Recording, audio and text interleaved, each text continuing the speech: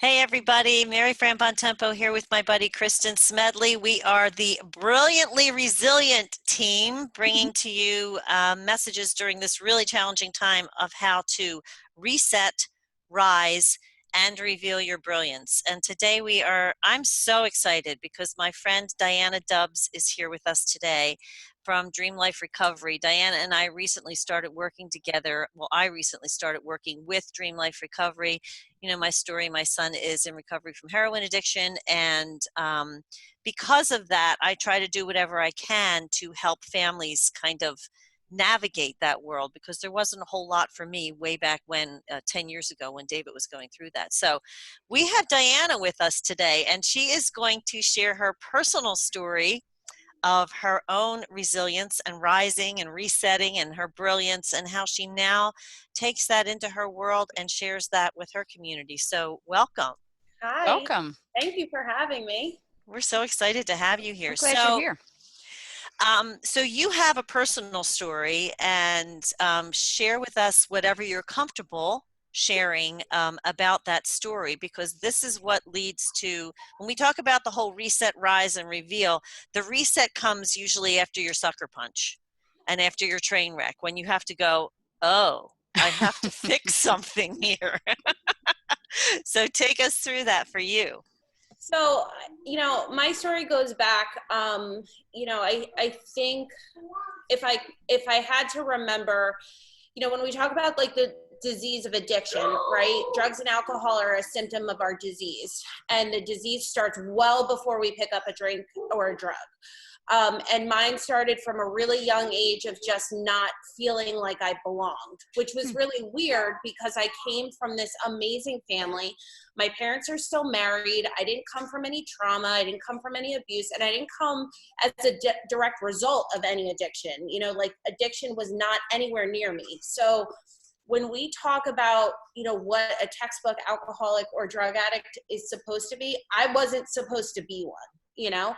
But I always had this disconnect. I never felt comfortable in my own skin. I never felt like I belonged anywhere, and I always felt disconnected and not a part of. So when I found drinking, because that's, what opened the doors for me, it was like that aha moment. Like I didn't have to hide who I was. I didn't have to be embarrassed if I made a fool of myself. It didn't matter what I said to anybody. It was just like in that moment, or in those few hours, everything I did it was like it erased, right? Like it didn't count because I was under this influence that I could just hide who I was for that time period, And I spent a majority of my life just kind of like being this chameleon. I would match my personality to whoever you were because I didn't know who I was. So That's an interesting way of putting it. Yeah. Like I would just try to pick whoever, like I would study people, right? And I would spend like 10 or 15 minutes watching everything you did, and then I would mimic everything that you were, and I would tell you exactly what you wanted to hear because I had no idea who I was or what I wanted to do.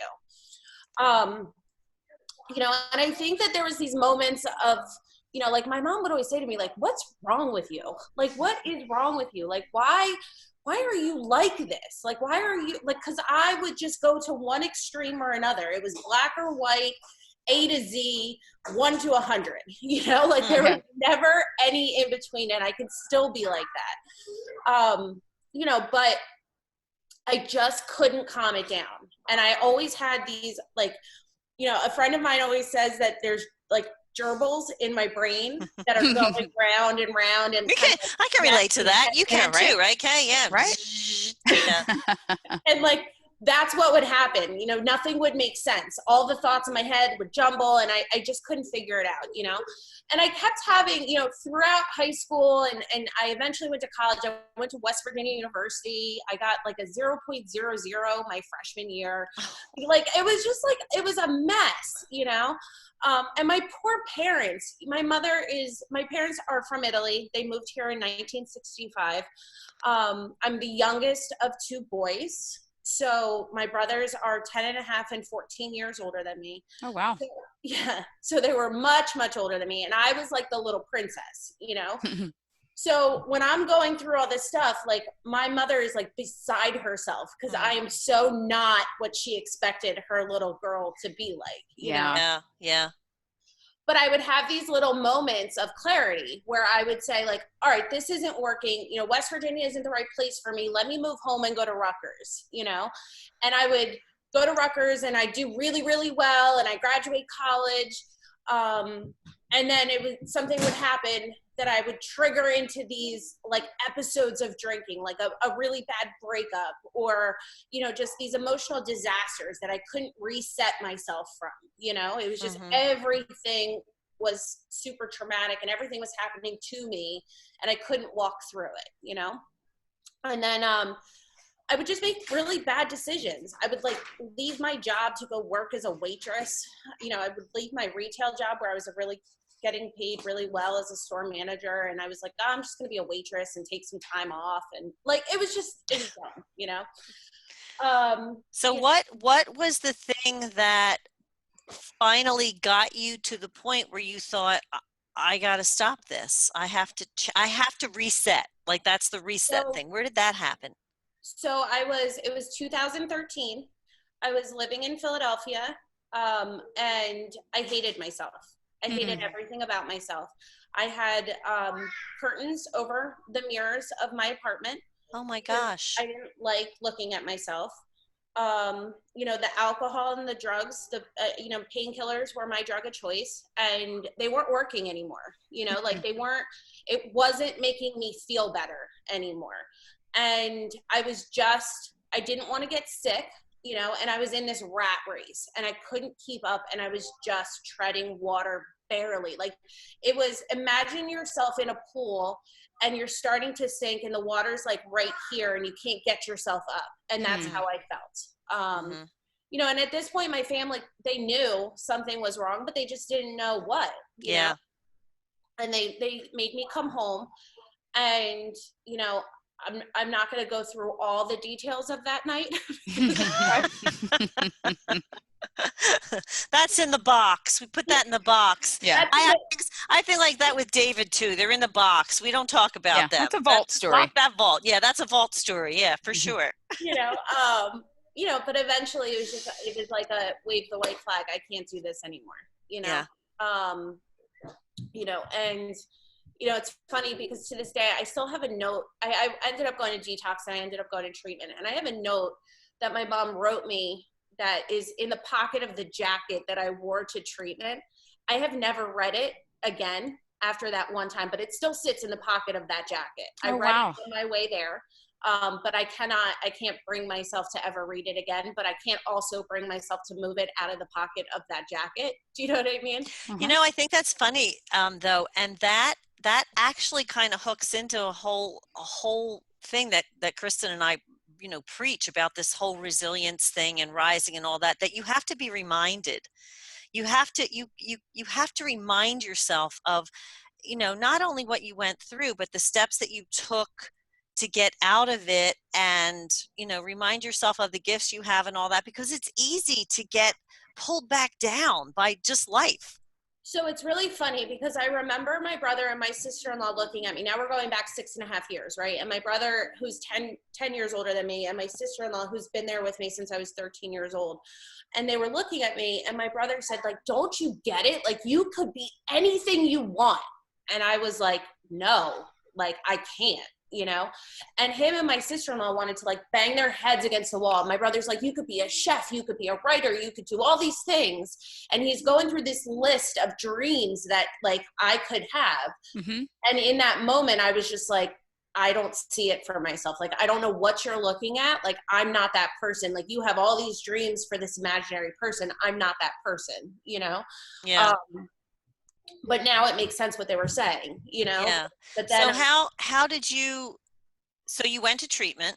I went to treatment. And then what, you know, like we talk about the resilience piece of it. So what, like in the experience of treatment, what started happening in your head that made you make that kind of mental switch? Like, okay, there is something else out there for me.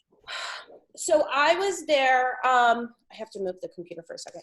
I was there approximately, I want to say like a week. And sorry, I was there about a week, and my I sat through a sorry, give me a second. There we go. I sat through a lecture, and a gentleman started talking about how all these thoughts were pinging through his head. Remember how I just told you about how the gerbil was spinning Yes. around? Yeah. Okay. So this guy started talking about how he had the same feelings and the same thoughts, and that he didn't understand what was going on. And I got it. And I understood exactly what he was saying. And I looked at the person next to me and I was like, you mean I'm not crazy? And she was like, no, you're not crazy. Like, we're all here for the same reason. And it clicked for me. Like, I got it. I understood that, like, I wasn't the only one and I wasn't going crazy. And like, whatever happened in that moment, I didn't know why I was there, but I knew I had to be there. If that makes sense. Like, I didn't know what I was going to learn. I didn't know how my life was going to start over. I just knew that I had to sit there for the next 32 days and I had to learn and I had to ask questions. And I was just throwing my hands up and I was giving it all over. Like, I was just done and that was it. And if you told me to stand on my head and like hold my breath for a year, I would have done it. Like, that was it. Yeah, I think Kristen and I have both had that experience where when we talk about that, giving it up, like you don't give up, but you turn it over. Yeah. Right? Right, Kristen? Yeah, especially, and I think that what you just said, I think is going to resonate with a heck of a lot of people right now, because it's that moment where you relinquish that control. We don't even know what's happening in 2 days from now. All of the regulations keep changing. All of the stuff that they're telling us to do keep changing. And I think that's part of why people have those gerbils running in their head, because they have 9 million case scenarios that they're running through. And then if you just sit down and let it go, and then, like you're saying, receive all the stuff you're supposed to do, even if it's that trust thing, though. Yeah. Don't know where you're going. They say when you look at the steps and you just trust that you're going to take one step at a time, even though you don't know where you're going, but relinquishing that control of it, then you're open to receive all the stuff you're supposed to do. By the time I got there, I was so broken and everything that I had done was so wrong, and I barely had a family relationship left. You know what I mean? So it was, if I didn't just trust in blind faith that somebody knew better than me, then, you know, I didn't have another option is where I was by the time I got there, you know? Yeah. At some point you have to ask yourself the question, like, how's this working for me? Yeah. And when it's not, then you got to go, all right, well, maybe I don't know what I'm doing, you know? No, that doesn't necessarily mean I was happy to be there. Oh no, yeah, that's a whole different thing. That's a whole, I'm that's with a you, whole sister. different thing. I was still mad. I was still mad. I'm like, really? Okay, fine. Tell me what to do, but fine. Yeah.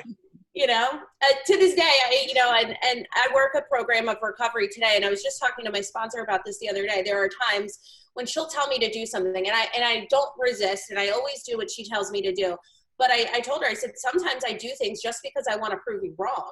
And it never works out that way. I'm never proving her wrong. It always works the way she tells me it's going to work. And I always have to kick myself because I know that I have to go back and say, all right, it worked. It worked. Yeah, you were right. So that's the reset part, and then the rise where you experience, and you must have felt, even though you probably didn't name it at the time, but maybe now looking back, you can look at it and see that you did have some inherent resilience that allowed you to make that shift. So suddenly you're depleted and you're receiving, this information, and then you start to build yourself back up again. So I think that the resilience came in a couple different ways, right? It came in treatment. I remember making this phone call to my family and saying, all right, guys, like, you sent me here, but now you have to come and get educated, right? You have to come, yes. and you have to get educated, and you have to figure out why you sent me here, because I'm getting all this knowledge now, right? And I need you guys to be knowledge too. And it doesn't mean that I'm saying that you guys are wrong. And it doesn't mean that I blame you. It just means I need you to learn. And that, I think, was my first step in bringing them in to kind of understanding where I was, you know? Mm-hmm. And even to this day, we might have differing opinions, but I'm okay with that because they get it and they understand that I have this path that I need to take, you know what I mean? And then when I left treatment, honestly, I was like most people who leave treatment, I wanted to change the world, you know, like I wanted to make everybody, you know, everybody was an alcoholic, right? And I was going to save everybody's life, you know? Supergirl. Right. But the thing was, is like, they told me that I had to pump my brakes. Like they were like, you need to do things really slow. And you got to get a job that pays you minimum wage and you have to be humble. And like, they just told me to do things. And like, we go back to this, I was too afraid not to do it. Like I was just too afraid not to. So I talked to a friend of mine who was a therapist and she said, all right, listen, if you want to work in treatment and you don't know what it is that you want to do, why don't you try volunteering for a little bit? And I did. And I volunteered for an organization that ended up hiring me. And I stayed there for 2 years at a not-for-profit. And we did some really cool things. Like we built diversion programs for the community, for the police department. We helped people who didn't have money get to treatment. We did interventions. I learned how to help people in a capacity where other people didn't know how to do it. I learned how to be compassionate. Like I learned all the things that most people don't get to learn in this industry. And I had 2 years to learn how to do it, you know? Wow. It doesn't mean that I'm still good at all those things, you know? Yeah. But I got to really slowly build this network of people and I got to really enjoy working in the community. Like it's my favorite thing to do is work with people who really, really need help, you know? And that part of it kind of takes us into that last piece of what we talk about, because when I met you, I could immediately see that in you. So that's your brilliance, which you like was revealed through the process of, like you said, being open enough to receive information and knowing what you don't know, and then building your tribe, which is all stuff that Kristen and I talk about, and allowing yourself to continue to be educated and to just try things, you know, Yeah. and allow it to evolve. I have learned that it is a lot easier to say I don't know than it is to fake an answer. That takes a lot of energy, doesn't it? That whole pretending you know stuff. Yeah. I don't know any. It's easier to go, I don't know. Just help me. I'll figure it out with you, but I don't really know. It does. And, you know, and unfortunately, you know, the business that I work in is the business of treatment and recovery. And the biggest thing that drives me up a wall, and I have had to talk to my sponsor about this a lot, is when we talk about like, oh, you know, there's people in this business who say like, well, we're saving lives. No, we're not saving lives. We are connecting people to recovery. You know, I like that. You know, that is what we do on a daily basis. They are figuring out how to save their own lives. Very good. They are connecting to a higher power. They are giving it over. Once they get to recovery, then they are working that out. We are not saving anybody's life. I am not responsible that I'm not God. I can't do those things, you know? Yeah. You give them a toolbox, basically. I mean, you lead the horse to water. You give them the toolbox. You empower them with the opportunity to do it themselves. But you're right. And when I talk to parents and all that in our work together, I give them the same message. You're not going to fix this. Right. You know, you can't. Any parent of an addict would throw themselves in front of a bus for their kid if it would solve the problem. I come from it at a different angle today. I have 2 kids. You guys can hear my son in the background here. And they're 4 and they're 3. And when I was pregnant with my oldest son, I literally tortured myself for 9 months. For 9 months, I tortured myself. I cried almost every day. And I said, he's gonna come out like me. He's gonna come out like me. He's gonna end up just like me. And there's nothing I can do about it. I don't know how to stop him from being who I am. And you know, it was a very wise woman who said to me, the only thing you could do is stay sober. It's the only thing you could do is just show him where to go and be responsible and show him how to live life the right way, you know? And that's what I try to do. I make mistakes constantly, you know, I fail a whole lot, but they don't remember that. They Nope. remember that their mom woke up every single day and tried, you know, and that's kind of the thing that I try to do in the outside world too, is I just try, you know. If somebody calls me, and right now we're in the middle of a pandemic, like there are people, no rules. Yeah. like I had somebody the other day and she was asking me questions because their child had no insurance or Medicaid. And I said, honestly, like, I can't give you an answer right now. I don't want to tell you something that I don't know, because tomorrow the answer could be different, because we haven't gone through something like this in 100 years. Yeah. Yeah. You know? Yeah. Like, we haven't lived through something like this. So the only thing I can do right now is support my community, you know, and do what I've been taught to do, which is be of service to the people who are around me. And if I can be of service to somebody and I can be grateful in a moment where there's not a whole lot of gratitude, you know, later on, I'll get paid back by my higher power and the people around me. Like, that's just how I try to look at things. Now I heard, so one of the things I wanted to pull out that I heard that I think is brilliant of your resilience is the fact that you dropped the shame. You moved out of that, because there's so much, I mean, it's not just shame in addiction. There's so much shame. When I, found out that I have 2 blind sons, I lived in shame for a long time of that. It didn't help that someone on the other side of my family was saying it must have been something you did. Did you do something? And a lot of moms that have special needs kids worry, what did I eat when I was pregnant? What did I do? What did I do? But you drop that shame. And I think shame is where so many people cannot reset and rise out of that they end up stuck and keep doing the same things over again because they're living in shame. And you found your way to drop that and figured it is what it is. And now I can't do it that way anymore. And I'm going to find out what everybody else tells me to do and do it, which I think is one of the most brilliant things that's part of your story, that you did that. And then the other thing that I'm hearing that really is your brilliance is empowering people. The fact that we talk about, and Mary Fran said a couple of times, build your village, but you empowered your village to be able to be educated in the way that you need to move forward. And that, I think, is a missing piece that a lot of people don't realize they have to do. We say surround yourself with people that are going to cheer you on and be supportive, but you actually gave them the tools, told them to learn what you need. I think that's one of the most brilliant things I've ever heard.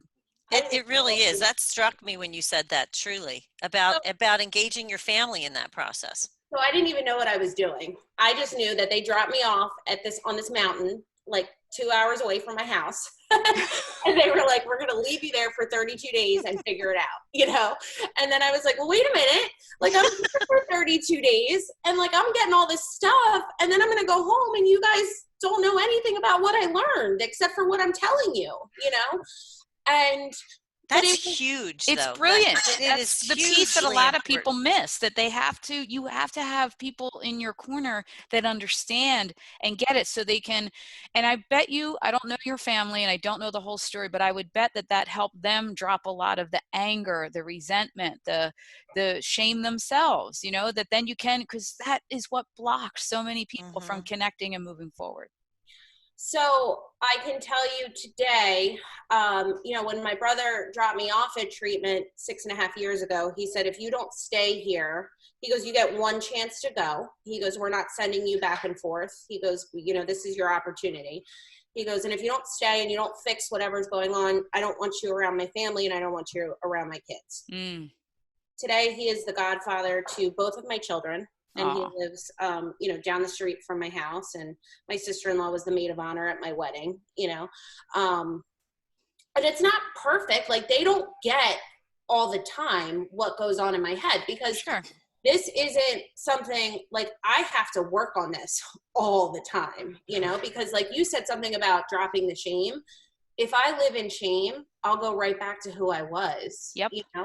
I can't do that, and what I have learned is I've already admitted who I am. So you all can talk about who I was, and that's fine. But like the people who love me, they already know what I can do and who I was, so that's okay, talk about me.